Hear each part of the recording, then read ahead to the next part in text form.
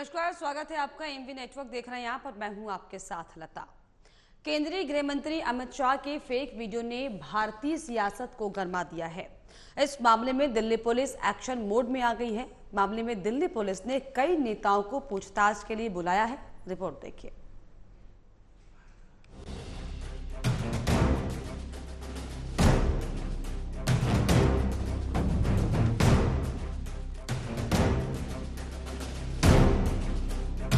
क्या 2024 लोकसभा चुनाव में बीजेपी के नेताओं को बदनाम करने और चुनाव हराने के लिए बड़ी साजिश रची जा रही है? ये सवाल इस समय भारतीय सियासत में तैर रहे हैं। ये सवाल इसलिए भी अहम है क्योंकि सोशल मीडिया में गृह मंत्री अमित शाह का फेक वीडियो अब जमकर वायरल हो रहा है। फेक वीडियो में वे कहते सुनाई पड़ रहे हैं कि बीजेपी की सरकार बनेगी तो SC, ST और OBC के आरक्षण को खत्म कर देंगे।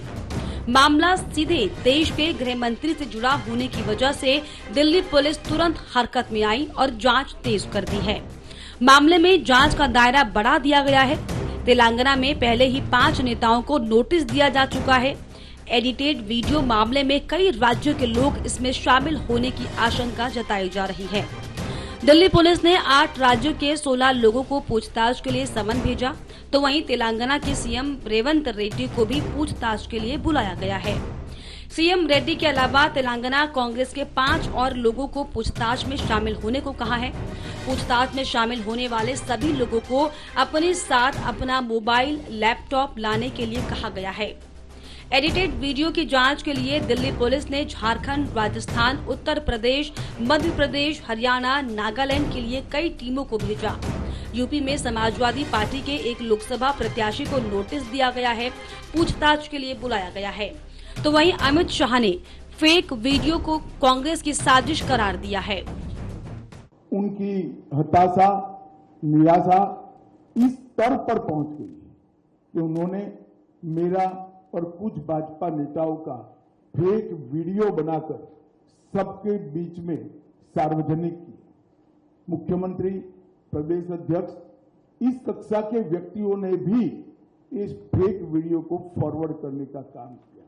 अब स्पष्ट हो चुका है। सौभाग्य से मैं जो बोला था उसका भी रिकॉर्डिंग हुआ था, तो वो रिकॉर्ड हमने सबके सामने रखा। दूध का दूध, पानी का पानी हो गया और आज कांग्रेस पार्टी के प्रमुख नेता क्रिमिनल ऑफेंस को फेस कर रहे हैं। ये जो कृत्य है वो उनकी हताशा और निराशा का द्योतक है। जब से राहुल गांधी कांग्रेस की कमान संभाले हैं, राजनीति का स्तर नीचे नीचे नीचे ले जाने का काम कर रहे हैं और ये इसका चरम। अमित शाह ने विपक्ष के आरोपों को गलत और झूठा प्रचार बताते हुए साफ किया कि बीजेपी SC, ST और OBC के आरक्षण देने के खिलाफ नहीं है। एक झूठ फैलाकर जनता के बीच में भ्रांति पैदा करना चाहती हैं। मैं ये बात स्पष्ट कर देना चाहता हूं कि Bharatiya Janata party ST, SC, OBC के आरक्षण की समर्थक है और हमेशा इसके संरक्षक के रूप में अपनी भूमिका निभाएगी। ये बात नरेंद्र मोदी जी ने भी कई बार सार्वजनिक भाषणों में स्पष्ट की। अमित शाह ने कांग्रेस पर तीखा हमला बोलते हुए कांग्रेस को OBC, SC, ST के आरक्षण में डाका डालने वाला बताया। ST, SC, OBC के आरक्षण में किसी एक राजनीतिक दल ने अगर डाका डाला है तो वो कांग्रेस पार्टी ने डाला है। सबसे पहले उन्होंने संयुक्त आंध्र प्रदेश में मुसलमानों को रिजर्वेशन दिया। वो रिजर्वेशन के कारण OBC का रिजर्वेशन कटा। उसके बाद में कर्नाटक में रातों रात कोई सर्वे के करे बगैर, पिछड़ापन तय करे बगैर सारे मुसलमानों को OBC कैटेगरी में डालकर उनके लिए 4% का कोटा रिजर्व कर दिया। इससे भी पिछड़ा वर्ग का रिजर्वेशन कटा है। भारतीय जनता पार्टी स्पष्ट रूप से मानती है कि धर्म के आधार पर आरक्षण संविधान सम्मत नहीं है, गैर संवैधानिक है। तो वहीं इस मामले पर कांग्रेस रक्षात्मक मोड में आ गई है, जिसकी झलक कांग्रेस अध्यक्ष मल्लिकार्जुन खड़गे के बयान में साफ तौर पर देखी जा सकती है। जहां वे इस मामले में पार्टी का हाथ होने से मना कर रहे हैं, तो वहीं हेट स्पीच का मुद्दा उठाकर मामले को दूसरी दिशा में मोड़ने की कोशिश की जा रही है। वीडियोस बनाने का एक्सपर्टाइज उनके पास है, सोशल मीडिया से लोगों को बदनाम करने का उनके पास आइडियाज रहते हैं। जो भी लोगों को इमेज को बर्बाद करने का काम वो लोग करते हैं। हम कभी किए नहीं, करने वाले नहीं। हम तो सिर्फ यही देखते हैं कि मुल्क एक रहे, सब एक मिलकर चले, हेट स्पीच नहीं करना चाहिए। अमित शाह का फेक वीडियो का ये मामला गंभीर मामला है और जांच एजेंसियों को इस मामले की गहराई से जांच कर दोषियों को न्याय के दायरे में लाना चाहिए। Desk report, AMV network.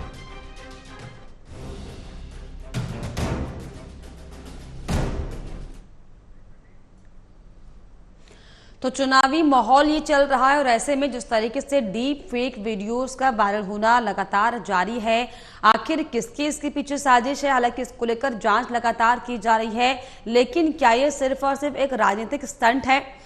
इसको लेकर हालांकि जो है आने वाले वक्त में पता चलेगा कि आखिर किसकी तरफ से किया गया और क्यों इस तरह के डीप फेक वीडियोस जो है वो आजकल लगातार सोशल मीडिया पर जमकर वायरल हो रहे हैं। लेकिन क्योंकि चुनावी ये वक्त चल रहा है और जिस तरीके से बीजेपी 400 पार का नारा लगाती हुई दिखाई पड़ रही है, लेकिन अगर इस तरह की डीप फेक वीडियो साफ तौर पर सामने आती हैं, किसी भी समाज के तबके को जो है इस तरह के बयानों से अगर वो हट होते हैं, आहत होते हैं, तो जाहिर तौर पर इसका जो खामियाजा है वो जो चुनावी समय चल रहा है इसके मतदान में पड़ेगा। हालांकि इसको लेकर लगातार जो है जांच भी हो रही है। तमाम जो टीमें हैं झारखंड, राजस्थान, उत्तर प्रदेश, मध्य प्रदेश, हरियाणा, नागालैंड जा रही हैं और हालांकि इसको लेकर केंद्रीय गृह मंत्री अमित शाह का बयान भी सामने आ गया है कि उनको इस तरह की जो डीप फेक वीडियोस उनके वायरल किए जा रहे हैं उन्हें जरा भी फर्क नहीं पड़ता।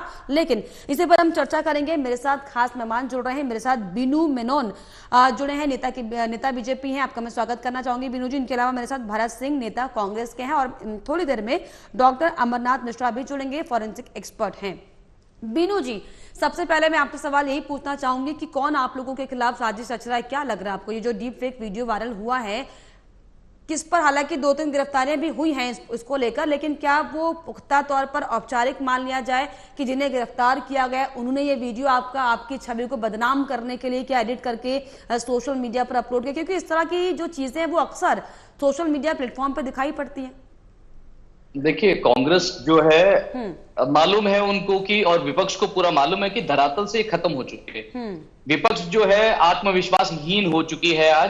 आज जो भी ये कर रहे हैं ये बौखलाहट का नतीजा है। आज डीप फेक और वीडियोस बना रहे हैं, ये भूल गए क्या ओबीसी समाज इस चीज को भूल जाएगा कि ओबीसी जो कमेटी है उसको कॉन्स्टिट्यूशनल दर्जा देने वाली मोदी सरकार है। तो इनकी ये जो बौखलाहटें हैं ये सामने है। आज जो है ये मोदी सरकार के खिलाफ जो है दुष्प्रचार करने में लगे हुए हैं और अपीसमेंट की हर हदें पार कर चुके हैं।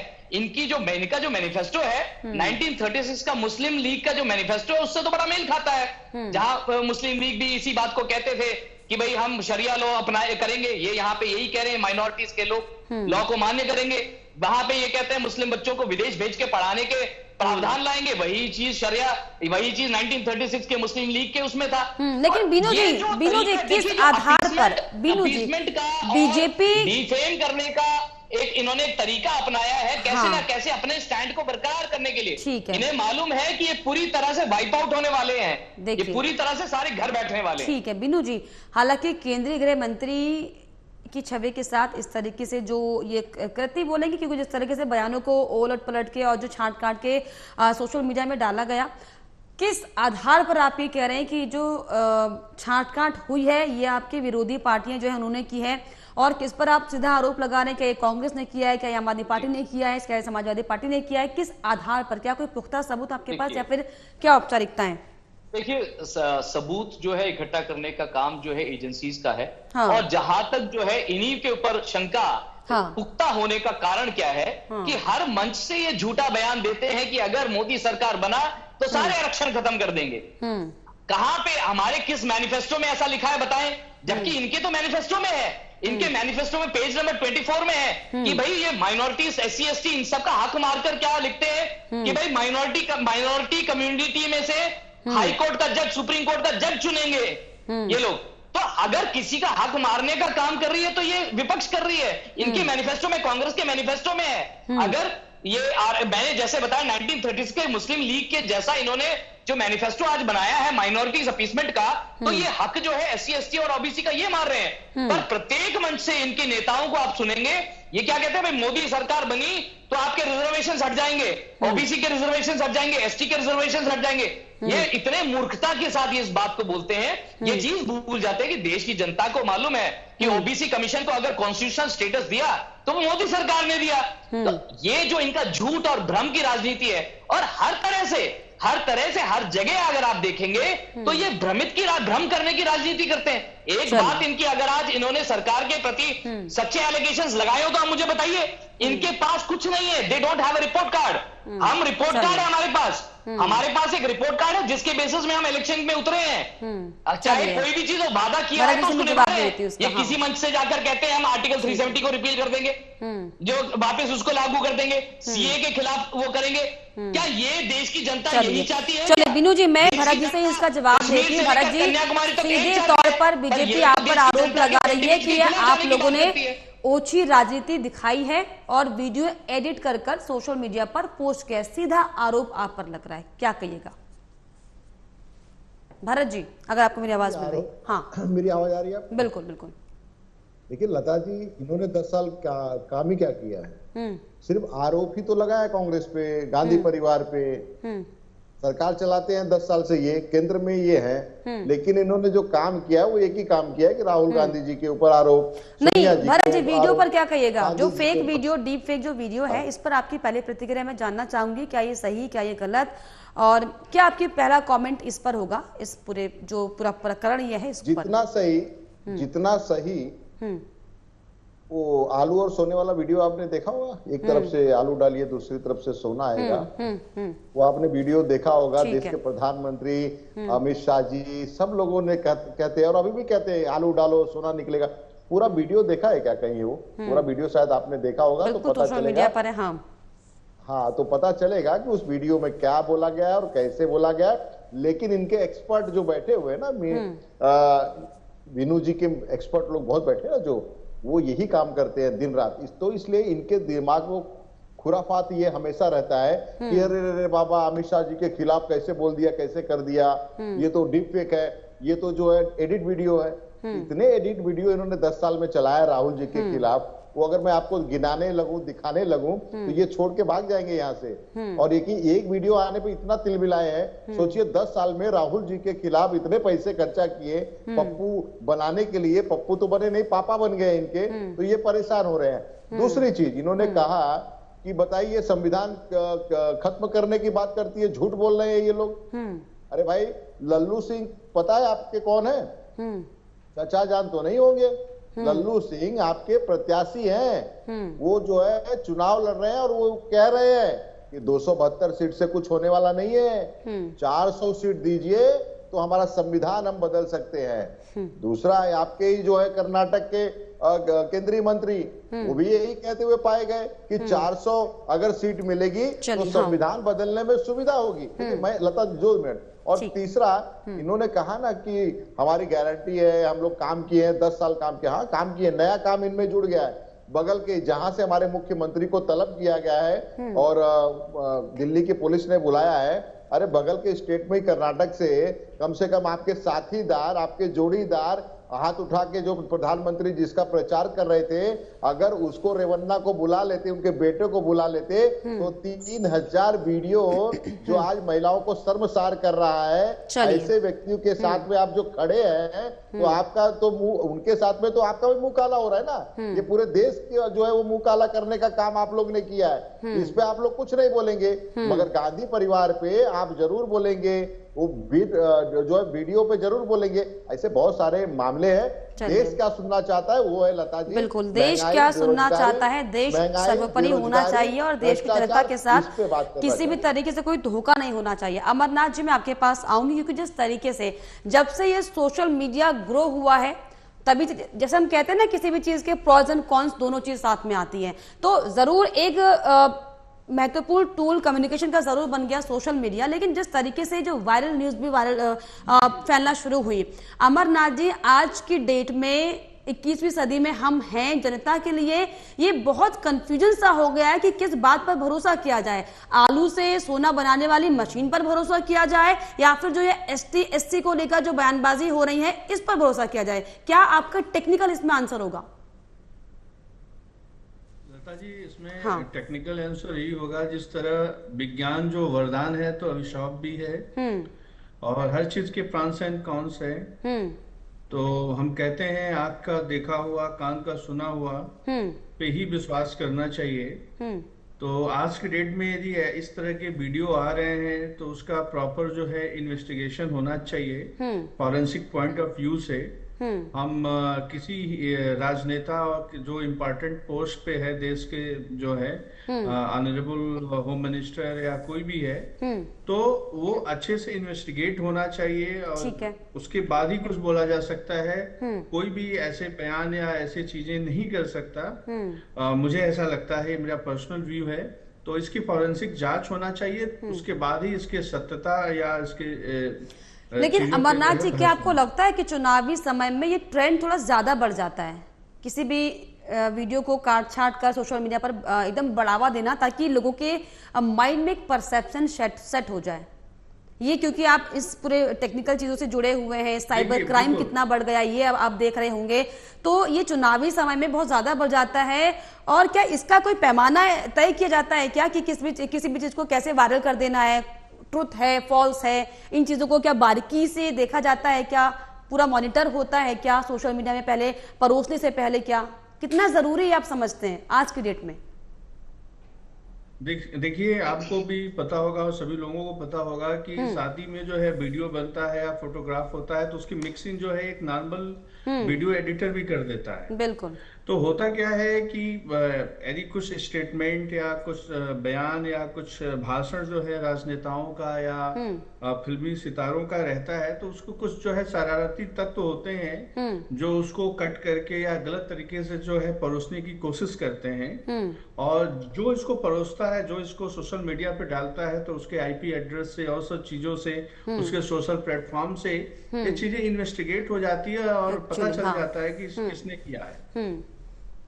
जी चलिए, ये जो पूरा प्रोसेस है, पूरा आईपी एड्रेस खंगालते हैं और कौन से एड्रेस से पब्लिश हुआ है, अपलोड किया गया, तमाम चीजें हैं जो होती हैं, एक कैटेगरीज को चेक किया जाता है। ऐसे में बीनू जी, हालांकि इस पूरे मामले को लेकर कई लोगों को, चाहे वो कांग्रेस से जुड़े हों, चाहे वो आम आदमी पार्टी से जुड़े हुए हों, गिरफ्तारियां भी कर ली गई हैं। और दूसरी तरफ केंद्रीय गृह मंत्री भी ये बयान दे रहे हैं कि मुझे जरा भी फर्क नहीं पड़ता। अगर आपको भाई साहब जरा भी फर्क नहीं पड़ता तो कैसे पूरी टीमें झारखंड, राजस्थान, उत्तर प्रदेश, मध्य प्रदेश, जगह हर राज्यों में जांच हो रही है अचानक से एक बयान के बाद? क्योंकि चुनावी समय कैसे लिए, क्योंकि ये कोई पहला वाकया नहीं है, इससे पहले भी कई डीप फेक के लोग शिकार हुए हैं, कई लोगों के खातों से पैसे चले गए। तब साइबर क्राइम को लेकर कोई अलर्टनेस जारी नहीं किया गया, लेकिन जब आग अपने घर में लगी तब आप कुआं खोदने चले गए।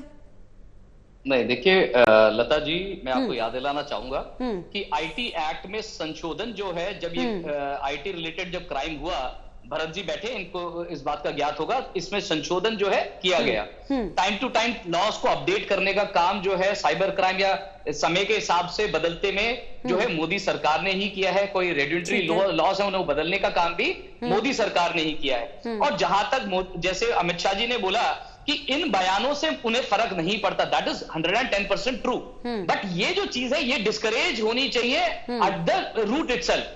आप इमेजिन करिए, ये डीप फेक यूज कर रहे हैं, डीप फेक गांधी परिवार को बचाने के लिए जो डीप फेक यूज कर रहे हैं, तो ये जो है ये ट्रेंड जो है बहुत गलत है।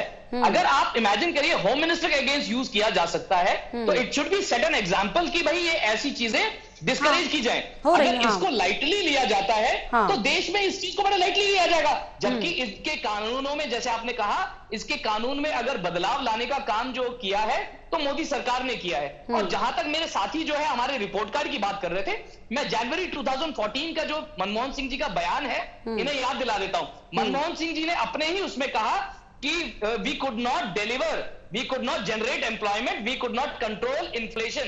ये बात मनमोहन सिंह जी ने ही चेयर में रहकर बोला। और अपीजमेंट की भी बात जो है मनमोहन सिंह जी की जुबानी ही है, जो इन्होंने कहा कि भाई देश के संसाधनों पर माइनॉरिटीज का और मुसलमानों का खासकर जो है पहला हक है। तो ये इनके रिपोर्ट कार्ड जो है इनके मुंह जुबानी है। तो ये बैठकर हमें क्वेश्चन ना करें, ये डीप फेक को यूज करके फेक। हालांकि बीजेपी की ये भी बिनू जी, बीजेपी की ये भी खासियत है कि बयान तो कांग्रेस बहुत देती है, लेकिन माइनॉरिटी वाला जो वो होता है ना सेगमेंट, वो बहुत जोरों से आप पकड़ते हैं। खैर, जवाब देंगे भरत जी। देखिए लता जी, मैं इसलिए जोर से पकड़ता हूं क्योंकि अब की बार का मैनिफेस्टो भी माइनॉरिटी अपीसमेंट का है। मैंने आपको बताया 1936 के मुस्लिम लीग के उसके साथ अगर आप जवाब देंगे।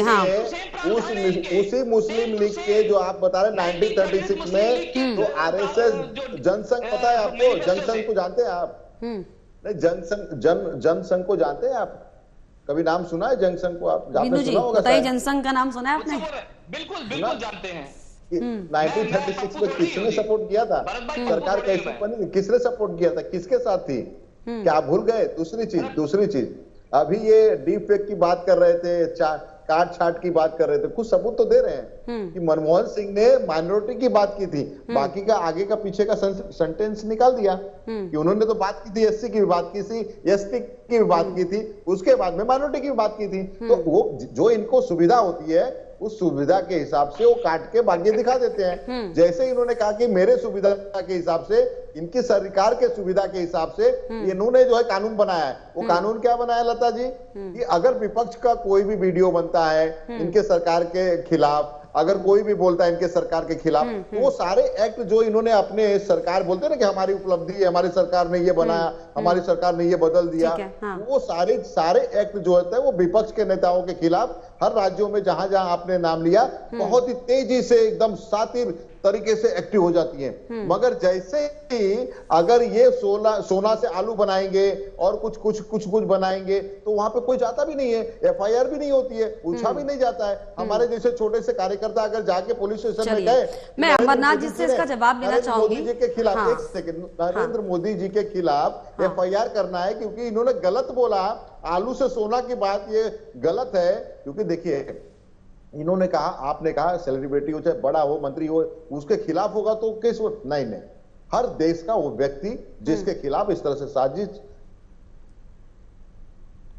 चलिए अमरनाथ जी, क्या आप इस बात को मानते हैं, क्या आप इस बात से इत्तेफाक रखते हैं कि जो ये सोशल मीडिया 2014 के बाद से जब से क्रांति आई है, हालांकि 130 करोड़ की जनता इसका इस्तेमाल जरूर करती है, लेकिन कहीं ना कहीं तमाम जो नेता हैं, जो राजनीतिक पार्टियां हैं, वो भी अपनी अपनी सुविधा के हिसाब से क्या इसका इस्तेमाल कर रही हैं? क्या इसके लिए कोई पैमाना? क्योंकि मेरा सवाल बार बार ये इसलिए क्योंकि हम देखते हैं अक्सर कि सोशल मीडिया पर कुछ भी परोसा जा रहा है, चाहे वो अश्लील कंटेंट हो, चाहे वो भ्रामक खबरें हो, चाहे वो कुछ भी हेल्थ से जुड़े कुछ भी अपना एक बिजनेस स्टार्ट करने के लिए कोई चैनल हो या एनीथिंग एल्स, कोई भी चीजें हो। अब लोग क्या अपनी अपनी सुविधा के हिसाब से किसी भी चीज को परोस रहे? क्या कोई क्राइटेरिया, क्या कोई सख्त पैमाने नहीं बने हैं क्या इसके लिए? या कोई भी किसी भी जिसका अकाउंट खुल गया वो कैसे भी इसको इस्तेमाल कर सकता है? अमरनाथ जी, देखिए जो फेसबुक है या और भी जो सोशल प्लेटफॉर्म है, वहाँ पे एलिजिबिलिटी होती है 18 इयर्स प्लस। तो बहुत से कंटेंट्स जो है वल्गर टाइप के भी होते हैं। जहाँ तक बात है कि सोशल मीडिया को प्रचार प्रसार या किसी को डिफेम करने के लिए या कुछ गलत तरह से रिप्रेजेंट करने के लिए जो है यूज हो रहा है, तो जनरली जब तक किसी को कोई फर्क नहीं पड़ता तब तक चीजें नॉर्मल होती हैं। लेकिन वहीं कोई स्टार हो, कोई फिल्मी सितारा हो, कोई राजनेता हो, कोई जो रेस्पॉन्सिबल पोस्ट पे है, और उसके किसी इमेज के साथ या उसके वॉयस के साथ कुछ छेड़छाड़ की जाती है, तो बहुत ये सीरियस मैटर हो जाता है, क्योंकि उसको सुनने वाले हजारों करोड़ों लोग हैं। तो इसके लिए जो है प्रॉपर जो है मैंने बोला कि इन्वेस्टिगेशन होना चाहिए, प्रॉपर जो है फॉरेंसिक साइंस लेबोरेटरीज में फैसिलिटीज है, वॉइस एनालिसिस का, यदि जो है वीडियो एडिटिंग हुई है, पिक्चर हुई है, इमेज जोड़ा गया, नहीं, जांच तो होनी चाहिए, वो भविष्य के गर्भ में है, लेकिन क्या एक टेक्निकल क्राइटेरिया इन चीजों का? क्योंकि हर दूसरा व्यक्ति अब सोशल मीडिया में चल रही फेक खबरों का शिकार हो रहा है, चाहे वो राजनीतिक हो, चाहे वो पर्सनल हो, चाहे वो प्रोफेशनल हो, चाहे वो हेल्थ हो, चाहे वो कोई भी फील्ड से जुड़ा हुआ मामला हो। क्या कोई सख्त पैमाना, कोई मापदंड नहीं सेट किया होती है क्या चीजों को लेकर? 18+ होना क्या सिर्फ एक मात्र दायरा है कि आप अगर आप 18+ हैं तो आप किसी भी तरह का कंटेंट, चाहे वो झूठा भी क्यों ना हो, आप सोशल मीडिया पर अपलोड कर सकते हैं? इस चीज की बाध्यता को कैसे कम किया जाए? देखिए, आईटी एक्ट है, आईटी एक्ट में चीजें जो है प्रॉपर डिस्क्राइब हैं, और जो कोई किसी के वश में नहीं है, कोई क्रिमिनल किसी के वश में नहीं है, कोई क्राइम करता है, तो यदि कोई व्यक्ति डालता है, आईटी एक्ट के तहत आता है, अपराध की श्रेणी में आता है, या भ्रामक चीजें फैलाता है, तो उसको उस हिसाब से जब जो है पनिशमेंट होगा, और कुछ सोशल प्लेटफॉर्म जो है ऐसे लोगों को जो है बैन भी कर देती है, तो ये चीजें जो है एक्शन में लिया जाता है, किया जाता है इस पे एक्शन। चलिए बीनू जी, आप जाहिर तौर पर इसको एक साइबर क्राइम का हिस्सा जरूर मान रहे होंगे, मुझे लगता है, क्योंकि जिस तरीके से ये सोशल मीडिया पर चल रहा है, और ये कोई पहली बार नहीं है, इससे पहले आपने भी तमाम खबरें सुनी होंगी। लेकिन ये बिल्कुल स्वाभाविक और सच है कि बीजेपी के 2014 में आने के बाद से एक इंटरनेट की दुनिया में भी, चाहे वो रिलायंस ग्रुप का एक बड़ा पहल हो, बहुत बड़ा बूम आया है, इसमें कोई दो राय नहीं है। लेकिन क्या हमको, क्योंकि सरकार आपकी है, जब से ये बूम आया तभी से पैरेलल होकर साथ में क्या हमें साइबर क्राइम पर कंट्रोल, या फिर इस तरह के झूठे दावे वादों पर कंट्रोल हम कर सके? क्या ऐसी कोई पॉलिसी नहीं लगता कि सरकार को अब सोचना चाहिए, क्योंकि अब गंभीरता बहुत बढ़ती जा रही इन चीजों की? देखिए लता जी, मैंने यही कहा, साइबर क्राइम को लेकर जो है संशोधन किया गया। जो लोग जो है अपने रंजिशों को पूरा करने के लिए लोगों के पर्सनल वीडियोस, फोटोज शेयर जो कर रहे हैं, इन सब चीजों को लेकर जो है कानून सख्त किया गया, इनके अंदर सजा का प्रावधान जो है स्ट्रिक्ट किया गया। ये सारी चीजों में संशोधन हुआ है। आज अगर साइबर क्राइम के हिसाब, साइबर क्राइम में अगर दायरे में ये सारी चीजें आ रही हैं और इसके ऊपर स्ट्रिक्ट पनिशमेंट के प्रावधान है, तो ये हमारी सरकार ने आने के बाद किया। जैसे मैंने कहा, कई सारे जो ब्रिटिश जमाने के लॉस थे, जो आज रुडिमेंट्री, आज जिसके काम नहीं थे, उसको हटाने का काम, नए लॉस को साथ में लाने का, नए कहते हैं रीड विद दैट, ऐसे लॉस लाने का जो काम है वो मोदी सरकार ने किया है। और देखिए, जो चीजें हैं वो स्पष्ट हैं। ये जैसा मैंने कहा, इन चीज ये जो काम है, जो भ्रम फैलाने का काम जो है, ये कांग्रेस जो है अपने जो एक आज जो है एक बौखलाहट है, क्योंकि इनका जो है सुपड़ा हर जगह से साफ हो रहा है। यानी कि जो राहुल गांधी को लेकर जो वीडियो वायरल हो रहे हैं वो बीजेपी करा रही है। डिपार्टमेंट आप हर जगह देख लीजिए, है ना बीनू जी? नहीं, अगर ये वाला फॉर्मेट है ये वीडियो तो इसका मतलब जो राहुल गांधी के वीडियोस वायरल होते हैं वो बीजेपी करा रही है, इसको भी मान ले। देखिए राहुल जी खुद मीम तैयार करते हैं अपने। अच्छा। राहुल जी खुद बेवकूफियां बोलते हैं। अगर मैं अभी रिसेंट की एक बात बताता हूं आपको, ये एक एयरलाइन ऑफिशियल को फोन करते हैं और वहां पे उनसे बोलते हैं कि एक छोटा सा कमेंट लूंगी भरत जी आपसे, विनोद जी समय कमी है, भरत जी छोटा सा कमेंट, भरत जी छोटा सा कमेंट मांगते हैं ट्रैवलर्स का। क्या एयरलाइन में कभी क्लास डिस्क्लोजर होता है? तो ऐसी बातें भरत जी छोटा, प्लीज विनोद जी, प्लीज भरत जी छोटा सा कमेंट, फिर मैं वाइंड अप कर रही हूँ। हाँ, ये जो फेक वीडियो की बात, बहुत छोटा सा कमेंट बोलूंगा। हाँ। ये जो फेक वीडियो की बात करें अमित शाह जी के, तो विनू जी ने एकदम सच साबित कर दिया चैनल पे बैठ के पूरे देशवासियों के सामने कि राहुल जी ने जो तैयार करते हैं, कहते हैं राहुल जी खुद ही तैयार करते हैं। मुझे लगता है कि वो भाजपा और अमित शाह ने ये तैयार करवाया है, और वो तैयार करवा